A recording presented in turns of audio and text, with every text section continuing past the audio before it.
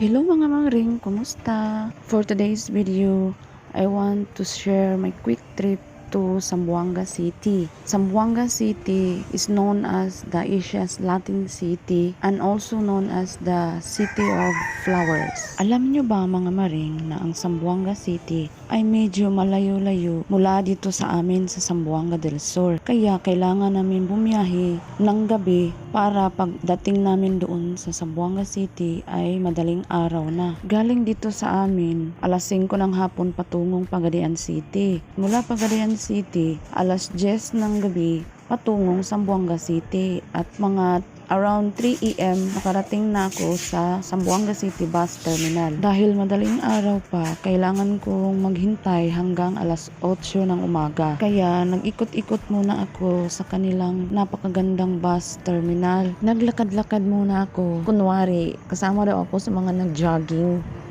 Ito ang makikita natin sa harapan ng Zamboanga City Integrated Bus Terminal. So napakaganda. Maaliwalas, tahimik, at malinis.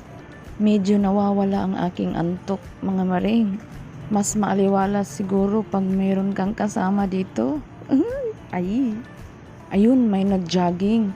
So ako kunwari nag-walking lang.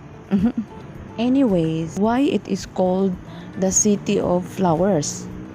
Before the Spanish colonizer came, there was a Malayan settlers. At tinatawag nila na Jambangan ang lugar, that means land of flowers. At meron ding naninirahang mga Subanin tribe at tinatawag nila ang lugar na Sambuangan, nanggaling sa salitang sabuan. Sabuan means isang matigas na kahoy na kanilang ginagamit pantulak sa kanilang bangka na ngayon ay tinatawag na venta. Familiar sa atin itong venta, di ba?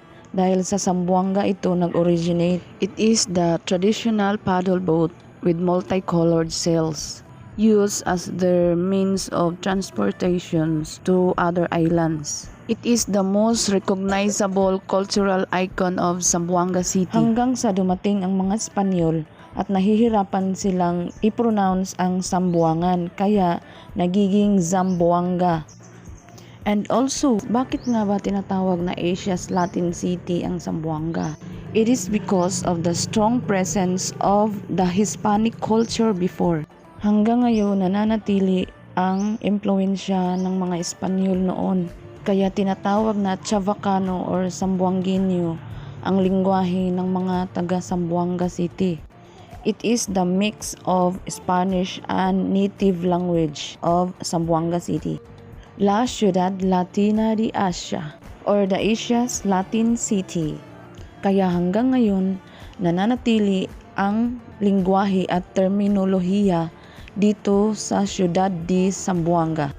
Katulad na lang ng salitang Bienvenidos, makikita mo yan sa harapan ng kanilang bus terminal. Nang ibig sabihin ay welcome. Maririnig mo rin sa mga sakayan ng jeep. Sinasabi nila or sinisigaw ng mga dispatcher na Pueblo, Pueblo, Pueblo. Nang ibig sabihin ay biyahe patungong town. Kaya ito na nga, sumakay na ako ng jeep patungong Pueblo at bumaba ako sa sakayan patungong Kabatangan dahil doon ang office ng Civil Service Commission Regional Office. Dahil mayroon akong importanteng aasikasuhin. Medyo mahirap dahil first time ko dito sa Zamboanga. Kailangan kong magtanong-tanong at para maintindihan ka habang nagtatanong, kailangan mong magtagalog. Kaya nga ako nagtagalog ngayon eh. Kaya mga mare, intindihin nyo na lang ang Tagalog ko ha. Kaya ayan, sumakay na ako ng jeep. Patungong Kabatangan yan. Naghihintay na lang na mapuno yung jeep. Kaya ayan, dumating na nga ako sa Civil Service Commission Office. Early bird ako niyan. Ako ang pinakaunang client na dumating. Dahil Lunes yan, meron pang flag raising ceremony at nakasali pa ako. Hindi ko na nakunan ng video kasi nahihiya ako. Akala pa nga ng iba, isa akong newly hired applicant. Sana all hired. Kaya habang naghihintay, dahil hindi naman tayo masyadong nagmamadali, ayan, pa-selfie ang mari nyo. Ito kasi ang regional office ng Region 9 ng Civil Service Commission. Kaya pumunta talaga ako dito para mapadali ang mga transactions ko. Para hindi tayo mababagot mga maring, pasyal-pasyal muna tayo sa labas. Hindi siya masyadong maingay or hindi siya crowded kasi nag-iisa lang to dito. Habang patingin-tingin ako, nagtataka ako bakit hindi sa sentro or sa syudad or sa pueblo nakalagay itong office nila. Parang hindi pa nga tapos ang construction dito sa labas, parang ongoing pa na mag-develop. May isang kliyente, tinanong ko, sabi niya, dito daw sa Kabatangan, di ko alam kung lungsod ba ito or barangay. Basta dito daw sa Kabatangan ang sentro o syudad o tinatawag nila na pueblo. Iwan ko kung bakit inilipat, pero sa tingin ko, nasa rural area na kasi ito. Sobrang haggard ko niyan mga maring kasi wala pa akong tulog eh. Pero laban pa rin. Salamat nga pala sa Civil Service Commission Regional Office dahil ang dali lang ng transaction ko. Mga ilang oras lang. Hindi nga naabot ng 2 oras. Dahil madali akong natapos dito sa Civil Service, pumunta ako sa Western Mindanao State University Main Campus. Magpapa-authenticate nga pala ako ng aking transcript of record at para na rin makapunta ako dito sa alma mater ko. First time ko rin na makapunta dito sa WIMSO Main Campus.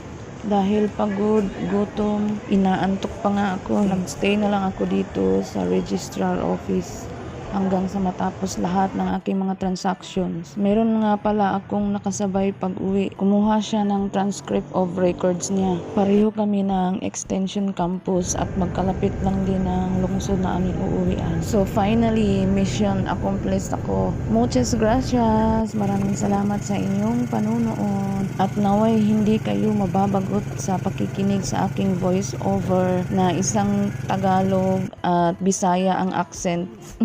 Proud Bisaya kasi to. Kaway-kaway sa mga Bisaya diha. I-share po ninyo inyong experience kung nakaadto na mo og Zamboanga City. At ito ang pinakamagandang part pag umuwi ka sa bahay. Yung may masayang nag-aabang na parang ang tagal mong nawala. Salamat mga maring. Daghang salamat.